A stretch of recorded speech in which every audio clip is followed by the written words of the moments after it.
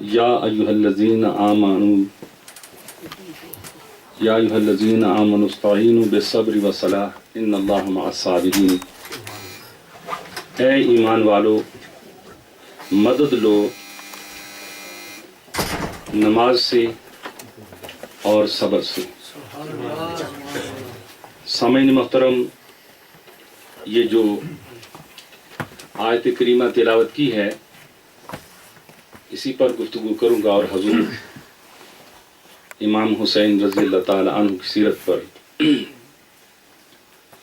حضرت امام شافعی رضی اللہ تعالی عنہ ارشاد فرماتے ہیں،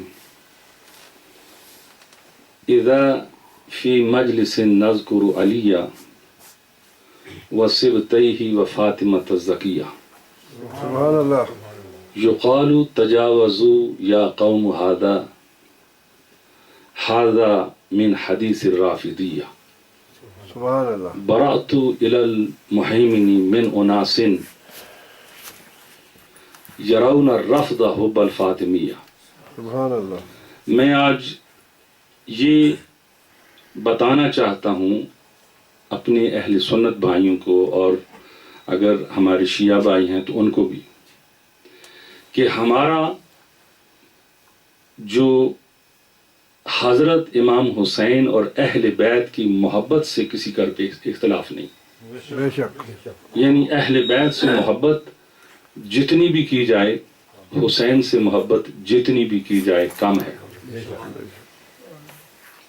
اور آج میں نے جو شعر پڑھے ہیں یہ اہل سنت کا ایک بہت بڑا امام ہے، امام شافعی۔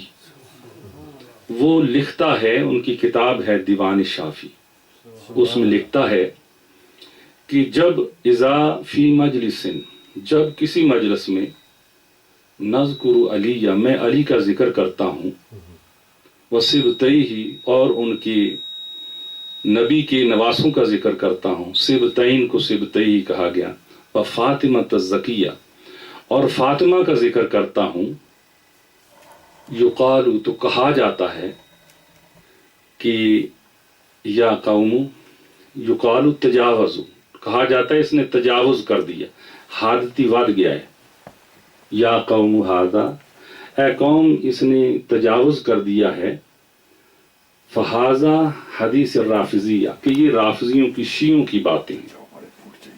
یعنی وہ کہتے ہیں کہ جو یہ محبت کی باتیں کر رہا ہے شافعی، تو یہ تو شیعوں کی باتیں کر رہا ہے۔ تو یہ دونوں باتیں کر کے امام شافعی پھر فیصلہ دیتے ہیں، کہتے ہیں برأت الی المہیمن من اناس، میں بیزار ہوں اور پناہ مانگتا ہوں اللہ تعالیٰ کی ایسے لوگوں سے جو اہل بیت کی محبت کو شیعہ ازم سمجھتے ہیں۔ یعنی اہل بیت سے محبت جو ہے، اس کو جو رفض سمجھتا ہے، میں اسے پناہ مانگتا ہوں۔ سبحان اللہ۔ پھر وہ لکھتے ہیں تأوہ قلبی، یہ ایک دوسری جگہ پہ لکھتے ہیں، تأوہ قلبی والفؤاد کئیب وآری کا نومی فالسہاد عجیب۔ کہتے ہیں کہ میرا دل بڑا پریشان ہے، غمگین ہے، والفؤاد کئیب، اور میرا دل جو ہے نا وہ بڑی پریشانی کی حالت میں ہے، وآری کا نومی فالسہاد عجیب، اور میری نیند اڑ گئی ہے اور عجیب بے خوابی کا عالم ہے۔ پھر لکھتے ہیں فمم مبلغ انی عن الحسین رسالۃ سبحان اللہ۔ وان کرہتھا انفس وقلوب، کون ہے جو میرا یہ خط حسین تک پہنچا دے، سبحان اللہ۔ اگرچہ بہت سے دل اور بہت سی جانیں اس کو ناپسند کریں گی۔ یعنی خارجی ازم جو ہے نا، وہ جب بھی حسین کی بات کی جاتی تو انہیں تکلیف ہو جاتی ہے۔ تو امام شافعی کہتا ہے میرا یہ خط جو میں بات کرنے لگا ہوں، یہ کوئی حسین تک پہنچا دے، اگرچہ بہت سے لوگوں کو یہ باتیں ناگوار بھی گزریں گی۔ پھر وہ لکھتے ہیں ذبیحٌ بلا جرم کأن قمیصہ، کہ وہ ذبح کر دیے گئے بغیر کسی جرم کے، گویا کہ ان کی قمیض ذبیحم بلا جرم کا ان قمیصہ، کہ ان کی قمیض جو ہے بماء الارجوان خدیب، صبیحم بماء الارجوان خدیب، کہ ان کی جو قمیض ہے ایسے لگتا تھا جیسے ارجوان کے پانی سے رنگ دی گئی ہے۔ ارجوان عرب میں ایک سرخ رنگ کا پانی ہوتا ہے، اس کا پانی سرخ ہو جاتا ہے، تو وہ کہتے ہیں کہ اس طرح اسے بغیر کسی جرم کے شہید کر دیا گیا کہ ان کی قمیض جو ہے وہ سرخ پانی سے رنگ دی گئی۔ فَلِلسَّيْفِ اغوال وَلِلرُّمْحِ رَنَّةٌ وَلِلْخَيْلِ مِنْ بَعْدِ السَّهِيلِ نَحِيبُ۔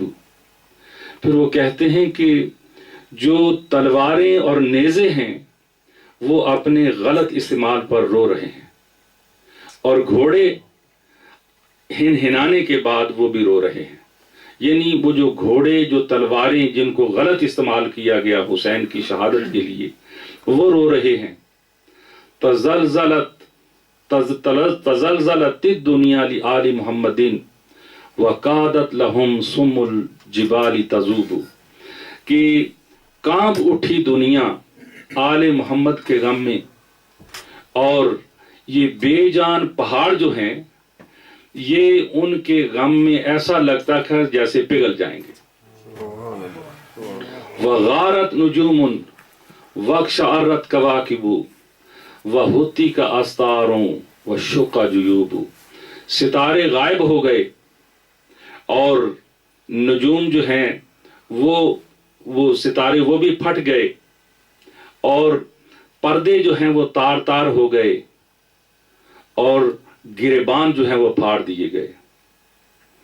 پھر امام شافعی کہتا ہے یصلی علی المبعوث من آل ہاشم ویغزا بنوہ ان ذا لعجیب، کہتے ہیں کہ وہ آل ہاشم میں جو مبعوث ہوا تھا نبی، اس پر درود پڑھا جاتا ہے، یعنی نبی کریم صلی اللہ علیہ وسلم پر درود پڑھا جاتا ہے، اور وَيُغْزَى بَنُوهُ، ان کے بیٹوں سے جنگ کی جاتی ہے۔ یہ بڑی عجیب بات ہے، یعنی بڑی عجیب بات ہے کہ نانا پر درود پڑھتے ہو اور اس کے نواسے کو جنگ میں شہید کرتے ہو۔ پھر کہتے ہیں لَإِن ذَنْبِي حُبَّ آلِ مُحَمَّدٍ فَذَلِكَ ذَنْبٌ لَسْتُ عَنْهُ أَتُوبُ، اگر یہ میرا جرم ہے اہل بیت سے محبت کرنا، تو پھر یہ ایسا جرم ہے کہ میں اس سے کبھی توبہ نہیں کروں گا۔ یہ میں آپ کو اہل سنت کا عقیدہ بیان کر رہا ہوں کہ ہمارا اہل سنت کا امام حسین کے بارے میں کیا عقیدہ ہے۔ پھر وہ کہتے ہیں ہم شفعائی فی حشری و موقفی، یہ میرے شفیع ہیں حشر میں، جب سب لوگوں کی آنکھیں جو ہیں وہ پھٹی ہوئی ہوں گی تو یہ میری شفاعت کرنے والے ہیں۔ سبحان اللہ۔ یہ ہم اہل سنت والجماعت کا عقیدہ ہے حضرت امام حسین رضی اللہ تعالی عنہ کے بارے میں، اور کیوں نہ ہو۔ سامعین محترم، حضور سید عالم صلی اللہ علیہ وسلم کی ایک صحابیہ ام فضل بیان کرتی ہیں کہ میں نے ایک خواب دیکھا، اور میں نے دیکھا کہ نبی کریم صلی اللہ علیہ وسلم کے جسم کا ٹکڑا کٹ کر میری جھولی میں آ گیا ہے۔ سبحان اللہ۔ تو آپ بڑی پریشان ہوئی، حضور سید عالم صلی اللہ علیہ وسلم کو بتایا کہ یا رسول اللہ میں نے ایک بڑا سخت خواب دیکھا ہے۔ حضور سید عالم صلی اللہ علیہ وسلم نے کہا کہ بیان کرو، تو وہ کہتی ہے کہ یا رسول اللہ وہ بڑا سخت بیان ہے، بڑا سخت خواب ہے، میری ہمت نہیں ہوتی بیان کرنے کو۔ آپ نے کہا نہیں تم بیان کرو۔ اس نے بیان کیا کہ میں نے آپ کے جسم کا ٹکڑا دیکھا ہے جو کٹ کر میری جھولی میں آ گیا۔ حضور سید عالم صلی اللہ علیہ وسلم نے ارشاد فرمایا رأیتی خیرہ، تو نے اچھی خواب دیکھا ہے۔ آپ نے ارشاد فرمایا کہ فاطمہ کہ ہاں بچے کی ولادت ہوگی جو میرے جگر کا ٹکڑا ہوگا جو تیری جھولی میں آئے گا۔ اللہ سامعین محترم اندازہ فرمائیں کہ حضور سید عالم صلی اللہ علیہ وسلم نے حضور کو اپنے دل کا ٹکڑا کہا۔ اب جو شخص حضور کے دل کے ٹکڑے پر تلواروں کے وار کرتا ہے، یہ کرنے کا حکم دیتا ہے، ہمارے نزدیک وہ مسلمان رہ کیسے سکتا ہے؟ سامعین محترم، یہ بڑی سوچنے کی بات ہے۔ اور پھر ام فضل کہتی ہے کہ ایک دفعہ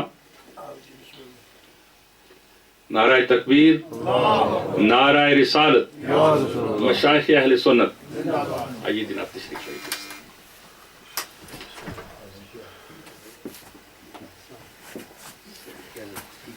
جی جناب، ہم بڑی آپ کی شدت سے کمی محسوس کر رہے تھے اور ہم سوچ رہے تھے کہ انشاءاللہ آپ جلدی تشریف لے آئیں گے۔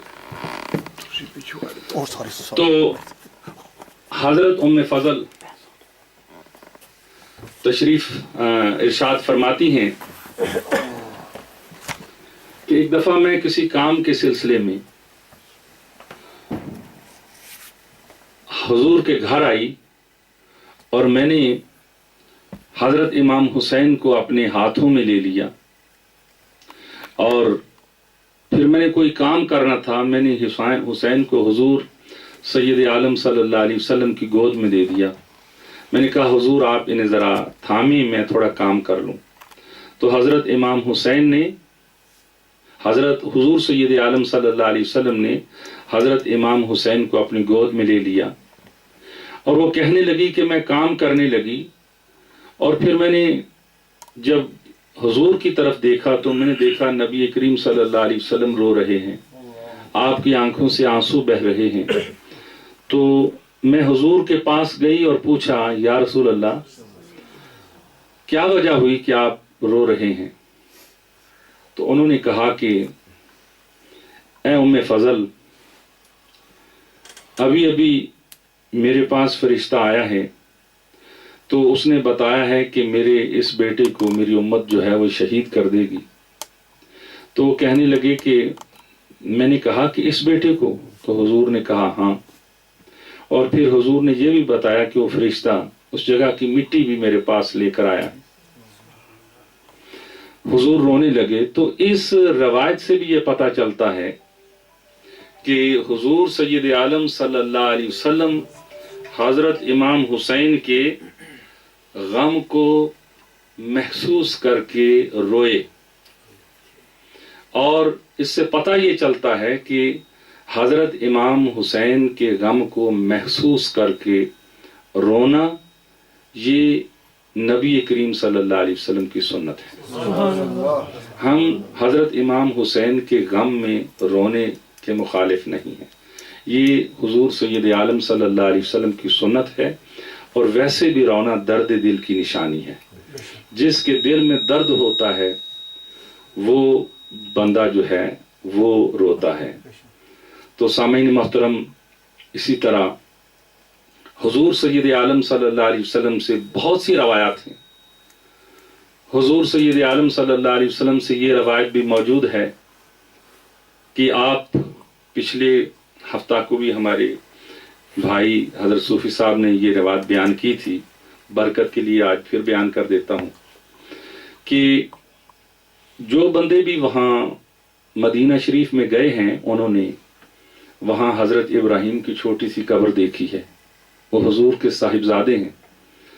تو حضور ارشاد فرماتے ہیں کہ میرے دائیں گھٹنے پر حضرت امام حسین بیٹھے ہیں اور میرے بائیں گھٹنے پر حضرت ابراہیم بیٹھے ہیں۔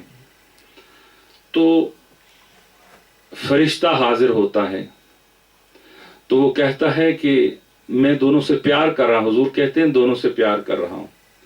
فرشتہ کہتا ہے کہ اے محمد صلی اللہ علیہ وسلم، اللہ تعالیٰ ان دونوں کو آپ کے پاس جمع نہیں کرے گا، ان دونوں میں سے آپ کو ایک سلیکٹ کرنا ہوگا، دونوں اکٹھے نہیں رہ سکتے۔ مطلب حضور کو چوائس دے دی انہوں نے۔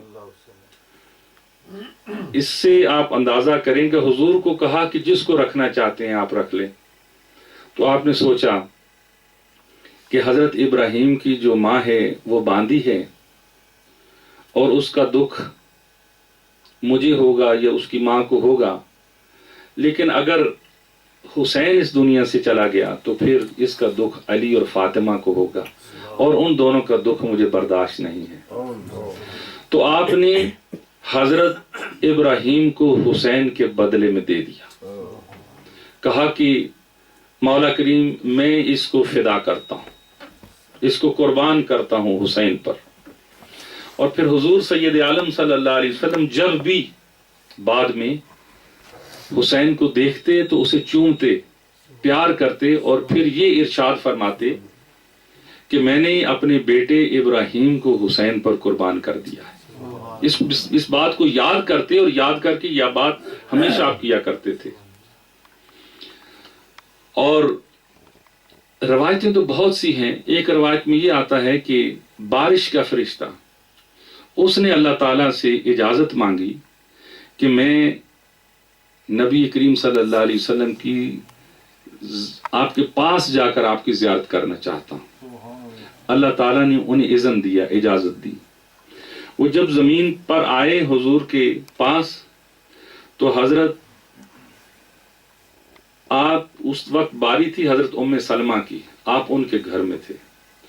تو حضرت ام سلمہ کو آپ نے کہا کہ میرے پاس یہ فرشتہ آیا ہے، اس لیے آپ کسی کو دروازے سے اندر نہیں آنے دیں. سامعین محترم، یہ اس سے پہلے بھی یہ باتیں ہوئی ہیں.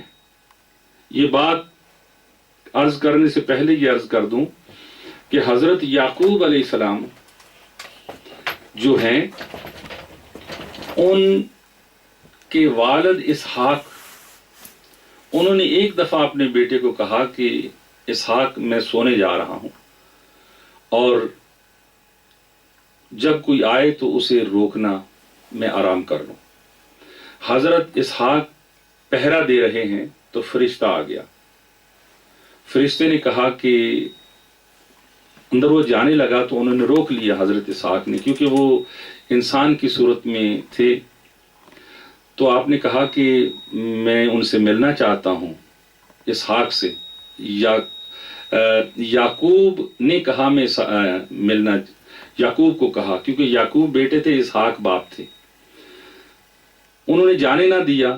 تو جب ان کے درمیان تکرار ہونے لگی تو اس وقت حضرت اسحاق اندر سے باہر آ گئے، اور جب باہر آئے تو انہوں نے پوچھا کیا بات ہے. تو یعقوب علیہ السلام نے کہا کہ یہ اندر آنا چاہتے تھے. میں نے کہا میرے ابا کی اجازت نہیں ہے. تو انہوں نے کہا بیٹا یہ فرشتہ ہے، اس نے تمہیں بتایا بھی ہے تو اسے آنے دینا تھا. کہا ابا جان مجھے یہ پتہ نہیں، آپ نے مجھے حکم دیا تھا، میں نے کہا میرے باپ کا حکم ہے، میں کسی کو اندر نہیں آنے دوں. تو فرشتہ جو ہے وہ خوش ہوا اس بات پر. اس نے کہا کہ آپ اس سے ناراض نہ ہوں، میں اس سے بڑا خوش ہوں کہ اس نے باپ کا حکم مانا ہے اور اس کا نام بڑا اچھا ہونا چاہیے. تو اس نے اسے اسرائیل کا نام دیا، یعقوب کو اسرائیل کا نام دیا. اسی لیے یعقوب کو بیٹوں کو بنی اسرائیل کہا جاتا ہے، اسرائیل کے بیٹے. حضرت یعقوب کا لقب ہے اسرائیل. تو یہ فرشتوں کا آنا جانا اور کسی کا روکنا یہ پہلے سے انبیاء میں آتا رہا ہے. یہاں حضور نے ام سلمہ کو کہا کسی کو آنے نہیں دینا، فرشتہ آپ کے پاس آ گیا. تو حسین دروازے میں ہیں اور سیدہ ام سلمہ نے جو دیکھا تو آپ نے شاید انہیں نہ روکا یا وہ زبردستی چلے آئے. تو وہ حسین دروازے سے اندر آ گئے. اندر آ کے انہوں نے، حدیث شریف میں آتا ہے کہ نبی کریم صلی اللہ علیہ وسلم پر دور سے چھلانگ لگائے. یعنی آپ اندازہ کریں آپ کی عمر جب حضور اس دنیا سے گئے تو 5-6 سال کی تھی، زیادہ عمر کے نہیں تھے. آپ کی 4 ہجری کی آپ پیدائش ہے. 6 سال کی عمر میں تو حضور اس دنیا سے پردہ فرما گئے تھے جب حسین. تو جب وہ آنے جانے کا وقت تھا اس وقت تو 4-5 یا جس بھی سال کے تھے تو جیسے آج آپ نے دیکھا ہوگا کہ بچے اپنے نانا کے پاس آتے ہیں یا دادا کے پاس آتے ہیں تو دور سے جمپ لگاتے ہیں، ان سے جھگڑا کرتے ہیں، ان سے پیار کرتے ہیں، تو حسین نے نبی کریم صلی اللہ علیہ وسلم پر چھلانگ لگائی اور حضور پر سوار ہو گئے اور حضور سے وہ گتھم گتھا ہو گئے، تو نبی کریم صلی اللہ علیہ وسلم انہیں پیار کرنے لگے۔ جب آپ ان سے پیار کرنے لگے تو وہ فرشتہ کہنے لگا کہ اے نبی کریم صلی اللہ علیہ وسلم، آپ اس سے بہت پیار کرتے ہیں؟ حضور نے کہا کہ اے فرشتے، میں اسے بہت پیار کرتا ہوں۔ تو انہوں نے کہا میں آپ کو ان کے بارے میں خبر دوں؟ کہا دیجیے۔ کہا کہ آپ کی امت جو ہے وہ اسے شہید کر دے گی، اور اس جگہ کی میں آپ کو زیارت بھی کرا سکتا ہوں اور وہاں کی مٹی بھی آپ کو لا کے دکھا سکتا ہوں۔ تو اس وقت وہ حضور کو انہوں نے مٹی وہاں کی لا کے دی جو آپ نے ام سلمہ کے سپرد کر دی، اور اسے کہا کہ جب یہ مٹی سرخ ہو جائے گی اس وقت تم یہ سمجھنا کہ حسین شہید ہو گیا۔ سامعین محترم، ایک اور بات غور کرنے کی ہے کہ حضور کی ازواج مطہرات میں سے سب سے زیادہ عمر کی ام سلمہ تھی، اور باقی ازواج مطہرات جو تھی وہ چھوٹی عمر کی تھی، لیکن یہ حضور کی علم غیب پر دلیل ہے کہ حضور نے ام سلمہ کو دی۔ آپ جانتے تھے کہ یہی میری ازواج مطہرات میں سے اس وقت زندہ ہوگی، اور باقی سب ازواج مطہرات جو ہیں وہ اس دنیا سے پردہ فرما گئیں، تو شہادت کے وقت ایک ام سلمہ تھی جو اس وقت حیات تھی، اور وہ کہتی ہے کہ میں نے دیکھا کہ جب وہ مٹی سرخ ہو گئی تو مجھے پتہ چل گیا کہ حسین اب شہید ہو گئے۔ تو سامعین محترم، یہ تو چند فضائل تھے حضور کے۔ حضور کو نبی کریم صلی اللہ علیہ وسلم نے، حضور نے حسین کو جنت کے جوانوں کا سردار کہا، اور ان دونوں کو کہا یہ دونوں میرے پھول ہیں، اور حضور سید عالم صلی اللہ علیہ وسلم کے کندھوں پر وہ سواری کیا کرتے تھے، اور بہت سی جو ایسی فضائل ہیں جو حسین کے بیان کیے جا سکتے ہیں۔ میں انہی فضائل پر جو ہے وہ بات ختم کرتا ہوں کہ حضور کتنا پیار کرتے تھے، اس سے آپ اندازہ لگا سکتے ہیں۔ سامعین محترم، 5 شعبان 4 ہجری کو حضرت امام حسین رضی اللہ تعالی عنہ کی ولادت ہوتی ہے، اور حضور سید عالم صلی اللہ علیہ وسلم آپ ان کا نام حسین رکھتے ہیں، آپ خود ان کو گھٹی دیتے ہیں، اور پھر آپ نے کہا کہ میں نے اپنے بیٹے، ویسے علی مرتضیٰ نے اپنے دونوں بیٹوں کا نام حرب رکھا تھا، کیونکہ آپ علی مرتضیٰ جنگجو قسم کے تھے اور جہاد اور اس قسم کی طبیعت تھی، تو حرب کا معنی جنگجو۔ تو حضور تشریف لائے تو پہلے کو کہا کہ یہ حسن ہے، دوسرے کو کہا یہ حسین ہے، اور یہ حسن اور حسین آپ نے حضرت ہارون کے 2 بیٹے تھے جن کا نام شبر اور شبیر تھا، یعنی شبر کا معنی بھی حسن ہے اور شبیر کا معنی بھی حسین ہے۔ وہ سریانی دوسری زبان میں تھے اور ان کا میننگ دونوں یہ تھے، تو حضور نے یہ نام رکھے، یہ پہلی بار حضور نے نام رکھے حسن اور حسین۔ اور آپ کی بال جب اتروائے گئے تو ان کے بدلے چاندی دی گئی، اور پھر حسین آہستہ آہستہ بڑے ہوتے گئے۔ سامعین محترم، اور حضور کی زندگی میں آپ 6 سال آپ کی عمر تھی جب حضور اس دنیا سے پردہ فرما گئے، اور اس کے بعد حضرت امام حسین جو ہے وہ حضرت علی کے پاس رہے، پھر آپ نے حضرت علی کا دوسرے حضرت ابو بکر صدیق، حضرت عمر فاروق، حضرت عثمان غنی، ان سے بہت پیار کرتے تھے، سارے، بلکہ اپنے بچوں سے زیادہ پیار کرتے تھے۔ اور جب آپ کی عمر تقریباً 56 سال ہوئی 60 ہجری میں، تو یہ ساری، کیونکہ میں اگر درمیان سے بات کرتا جاؤں گا تو بہت زیادہ وقت لگے گا، میں ابھی چاہتا ہوں کہ تھوڑی سی بات کو آگے بھی بڑھاؤں۔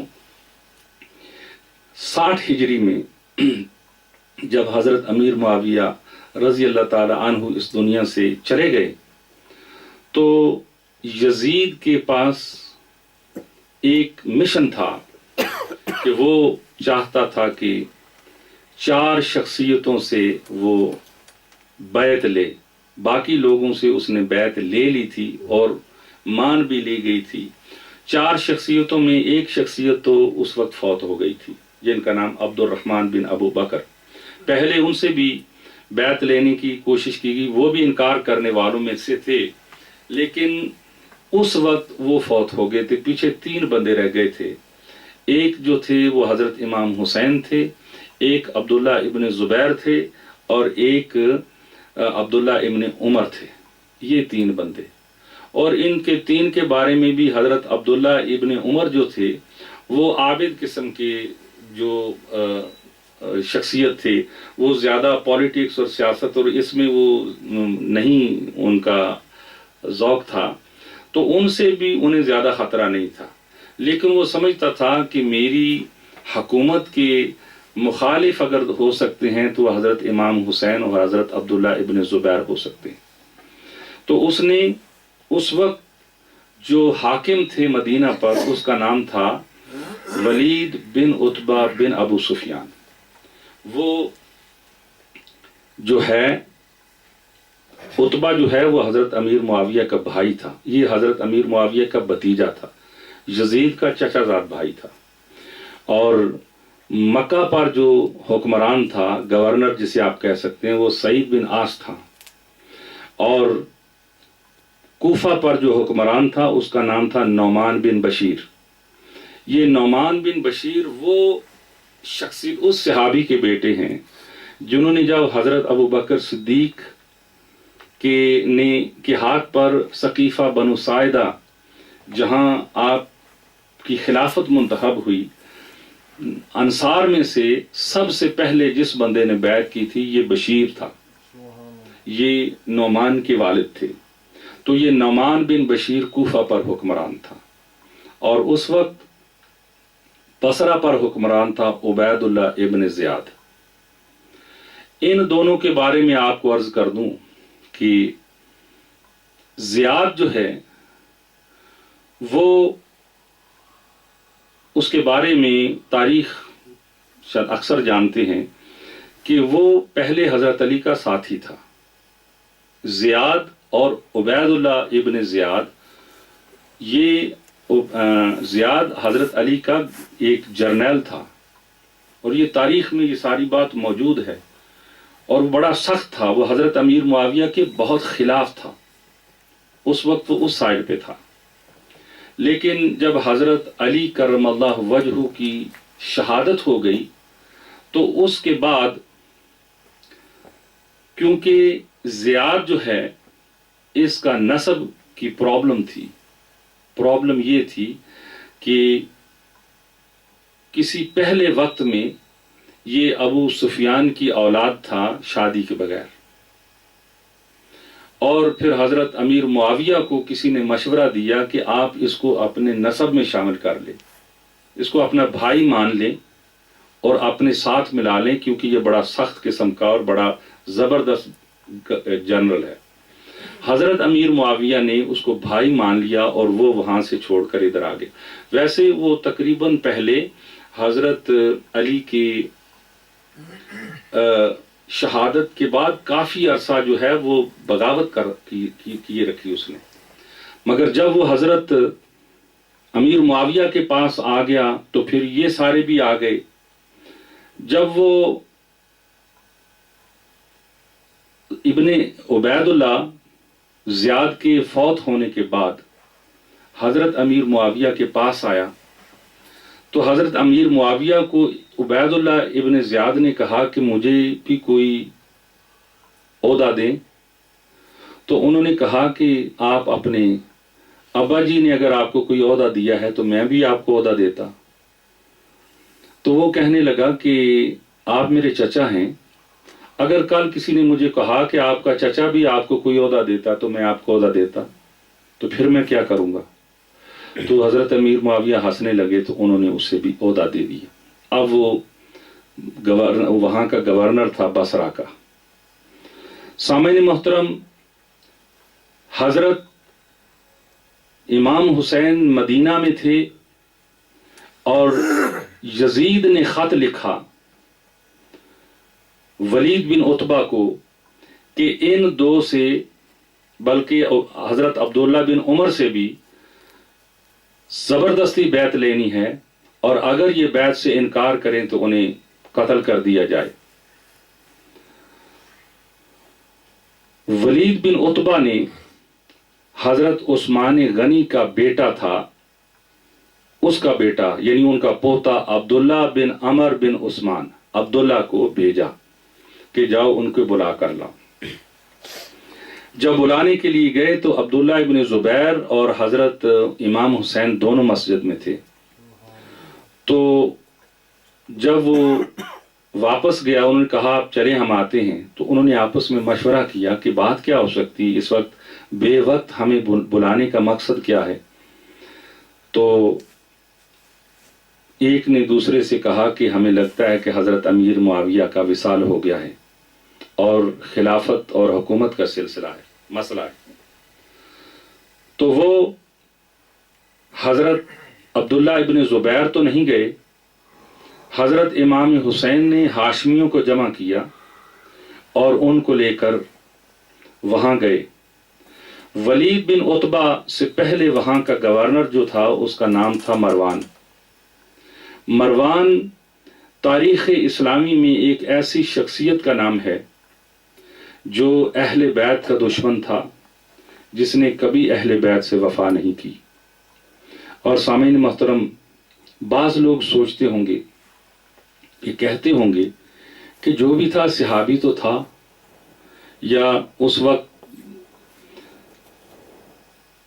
دراصل حضرت شاہ عبدالعزیز محدث دہلوی اپنی کتاب فتاوی عزیزیہ میں لکھتے ہیں اس کے متعلق کہ یہ شخص اہل بیت کا دشمن تھا، اہل بیت سے بغض رکھتا تھا، اہل بیت کے بارے میں غلط باتیں کرتا تھا، لہٰذا ایسا بندہ جو ہے وہ کسی بھی طرح مستحق نہیں کہ اس کی رسپیکٹ کی جائے۔ یعنی میں یہ آپ کو فتاوی عزیزیہ کا ایک عبارت کے بارے میں بتا رہا ہوں۔ انہوں نے کہا اس میں کوئی شک نہیں کہ جو اسلام میں جتنے بھی فتنے ہوئے ہیں ان کا موجد یہ بندہ ہے، حضرت عثمان کی شہادت کا ذمہ دار بھی یہ بندہ ہے۔ تو اس کو بلایا کہ مشورہ کریں، وہ اموی تھا، اس سے مشورہ کیا جائے۔ تو اس نے کہا کہ میرا مشورہ یہ ہے کہ حسین آئے تو اس سے بیعت لو، اگر وہ کرتا ہے تو ٹھیک ہے، نہیں کرتا تو اس کی گردن مار دو۔ حضرت امام حسین نے ہاشمیوں کو اکٹھا کیا اور انہیں کہا کہ میں باہر اندر جاؤں گا، تم باہر کھڑے ہونا، اگر کوئی مشکل ہوئی تو میں آواز داؤں گا، تم بھی اندر آ جانا۔ حضرت امام حسین اندر گئے تو دیکھا ولید بن عتبہ بن ابو سفیان اور مروان دونوں اکٹھے بیٹھے ہیں، اور ان کے درمیان پہلے رنجش تھی دونوں کے درمیان۔ حضرت امام حسین نے انہیں دیکھا تو انہیں کہا کہ اچھی بات ہے، اپنے اختلافات ختم کر کے مل بیٹھنا اچھی بات ہے۔ حضرت حسین نے یہ بات انہیں کہی۔ الغرض ولید بن عتبہ نے کہا کہ حسین، ولید کا خط آیا ہے، حضرت امیر معاویہ کا وصال ہو گیا ہے اور بیعت کرنے کے لیے کہا گیا ہے، آپ کی بیعت لینے کے لیے، تو اس لیے آپ کو بلایا ہے۔ حضرت امام حسین نے کہا کہ میرے لیے بھی اور تمہارے لیے بھی یہ اچھی بات نہیں ہے کہ چھپ کے بیعت کی جائے۔ کل جب دوسروں سے بیعت کا مطالبہ کرو گے مجھ سے بھی کر لینا، ابھی میں کوئی وعدہ نہیں کرتا۔ تو ولید بن عتبہ نے کہا کہ اچھی بات ہے، آپ کل آئیے گا اور بیعت کر لیجئے گا۔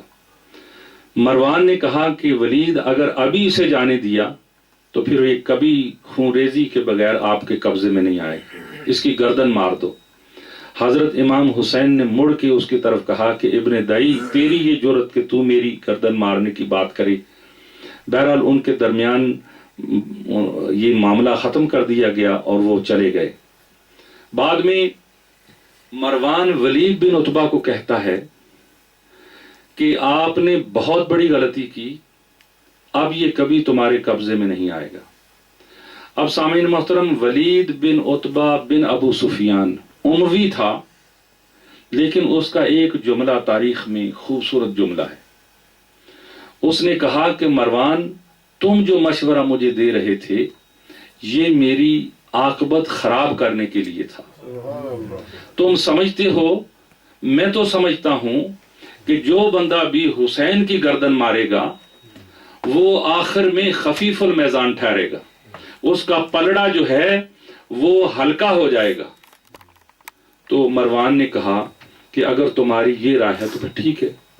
مطلب کہنے کا یہ ہے کہ سارے بندے برے نہیں تھے، کچھ بندے ادھر سے بھی اچھے تھے اور کچھ بندے ساتھ ہونے والے جو ہیں وہ مخالف ہو گئے۔ تاریخ کو اگر صحیح طور پر پڑھا جائے تو کچھ لوگ ایسے تھے جو آپ کو گرفتار کر کے لے گئے تھے اور آخر میں وہ آپ کے ساتھ شہید ہوئے۔ کچھ ایسے تھے جنہوں نے آپ کو خط لکھ کر بلوایا تھا اور ان کے نام خطوں میں موجود تھے، لیکن شہید کرنے والوں میں وہ بھی موجود تھے۔ تو سامعین محترم، یہ اللہ پاک کی قدرت ہے کہ اللہ پاک جس کو جس وقت بھی ہدایت دے دے۔ تو حضرت امام حسین نے 29 شعبان کی رات کو 29 رجب آپ نے اپنے سارے رشتہ داروں کو، بھتیجوں کو، بھائیوں کو، اپنی ازواج کو، بہن کو لے کر مدینہ سے ہجرت کا ارادہ کیا، اور حضرت امام محمد بن حنفیہ ادھر رہ گئے، چند آپ کے رشتہ دار رہ گئے، سغرا جو ہے آپ کی ایک بیٹی جو بڑی تھی وہ رہ گئی، بیمار تھیں، باقی سب کو لے کر آپ مکہ چلے گئے۔ مکہ شریف میں آپ جمعے کے دن پہنچتے ہیں اور اس دن جو ہے وہ 4 شعبان ہوتا ہے جب وہ وہاں پہنچتے ہیں۔ آپ کو یعنی اتوار کا دن بھی لگتا ہے، اتوار کے روز، اتوار کی شام کو آپ نکلتے ہیں تو اتوار کی رات اور سوموار کا دن، منگل کا دن، بدھ کا دن، جمعرات کی وہ رات کو پہنچتے ہیں وہاں مکہ شریف میں، اور وہاں عبداللہ ابن زبیر بھی وہاں پہنچ جاتے ہیں۔ وہاں جب آپ تشریف لے جاتے ہیں تو وہاں حجاج جو حاجی آہستہ آہستہ، آج کل تو حاجی صرف مہینہ پہلے جاتے ہیں نا، اس وقت حاجی بہت پہلے چلے جاتے تھے کیونکہ پیدل جانے کا ہوتا تھا اور ان مہینوں میں وہاں چلے جاتے تھے۔ تو جو حاجی تھے، حاج کرنے کے لیے آنے والے، وہ آپ سے ملاقات کرتے۔ عبداللہ ابن زبیر روز آپ سے ملاقات کرتے اور عبداللہ ابن زبیر سمجھتے تھے کہ ان کے ہوتے ہوئے میں خلافت کا حقدار نہیں۔ دوسری طرف جب کوفہ کے لوگوں کو اس بات کا پتہ چلا، ایک بات اور یاد رکھنے کی ہے کہ حضرت امام حسین رضی اللہ تعالی عنہ نے ایک وصیت نامہ لکھا جو حضرت امام محمد بن حنفیہ کے نام تھا، جس وصیت نامے سے یہ ظاہر ہوتا ہے کہ امام حسین نے یہ قدم کیوں اٹھایا، یہ انقلاب جو آپ نے لانے کے لیے سوچا، یہ کیوں سوچا۔ اس وصیت نامے میں جو بات لکھی تھی وہ شروع سے بسم اللہ الرحمن الرحیم لکھ کر آپ نے لکھا کہ میں گواہی دیتا ہوں اس بات کی کہ اللہ ایک ہے، اس کا کوئی شریک نہیں، جنت حق ہے اور جہنم حق ہے، اور اللہ پاک محشر کے روز ہر کسی کو زندہ کرے گا اور اس کا حساب کتاب لے گا۔ سامعین محترم، یہ وہی باتیں ہیں جو ہم آج ہمارا عقیدہ ہے، جو ہمارے عقائد ہیں۔ خدا کیا ہے؟ وہ ایک ہے، اس کا کوئی شریک نہیں۔ جنت اور دوزخ کیا ہے؟ یعنی جب حضور بھی تشریف لائے میں تھے تو مکے میں اسی بات کی لوگوں کو بڑی تکلیف ہوئی تھی کہ یہ کیا کہتے ہیں کہ بندوں کو دوبارہ زندہ کیا جائے گا۔ میں اس طرف اگر گیا تو دوسری طرف نکل جاؤں گا۔ صرف بتانا یہ چاہتا ہوں کہ امام حسین رضی اللہ تعالی عنہ نے ان باتوں کا ذکر کر کے گویا یہ بیان فرمایا تھا کہ آج جو صورتحال ہے اس صورتحال میں اللہ کے وحدانیت پر، جنت اور دوزخ کو ماننے پر، اور آخرت میں بندوں کے دوبارہ زندہ ہونے پر، اور حساب کتاب، یہ جو عقائد کی باتیں ہیں اس پر زد پڑ رہی ہے۔ حسین نے یہ بتانا چاہا تھا اور یہ بتایا، گویا میں اس انقلاب کے لیے نکل رہا ہوں۔ پھر حسین نے کہا کہ اے میرے بھائی، میں کسی کے خلاف جنگ کرنے کے لیے نہیں نکلا ہوں، میں جو فساد پیدا کرنے کے لیے نہیں نکلا ہوں، میں اختلاف کے لیے نہیں نکلا ہوں، میں تو اپنے نانا کے دین کے بچانے کے لیے نکلا ہوں، میں اپنے بابا اور اپنے نانا کی سیرت کو بچانے کے لیے نکلا ہوں۔ سامعین محترم، آج آپ اندازہ کر لیں، ہم وصیت نامہ لکھتے ہیں تو اس وصیت نامے میں یہ لکھتے ہیں کہ میرے بعد میری دولت اس کو دے دی جائے، اس کو دے دی جائے، اس کو دے دی جائے، اور میرے لیے فاتحہ درود پڑھنا، اور یہ کرنا اور یہ کرنا اور یہ کرنا، آپس میں اتفاق سے رہنا۔ لیکن حسین نے ایسی کوئی بات نہیں لکھی تھی۔ حسین نے یہ لکھا کہ میں نکلا کیوں ہوں۔ اور پھر حسین کا ایک اور جملہ تاریخ میں خوبصورت جملہ ہے۔ حسین کہتا ہے کہ مجھ جیسا یزید جیسے کی بیعت نہیں کر سکتا۔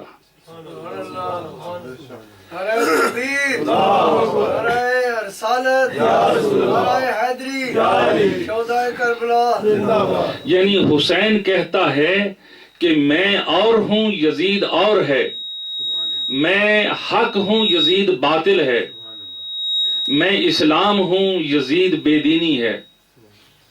تو یہ ساری وہ وجوہات تھیں جن کی بنا پر حضرت امام حسین جو ہیں وہ نکلے تھے۔ اور آپ کے وصیت نامے میں ایک اور بات بھی موجود ہے۔ آپ نے ارشاد فرمایا کہ میں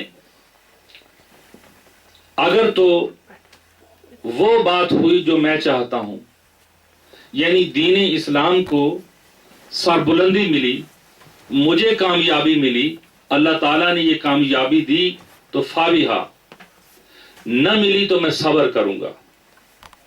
میں نے آیت پڑھی تھی صبر کی کہ ان اللہ مع الصابرین، اللہ تعالیٰ صبر کرنے والوں کے ساتھ ہے۔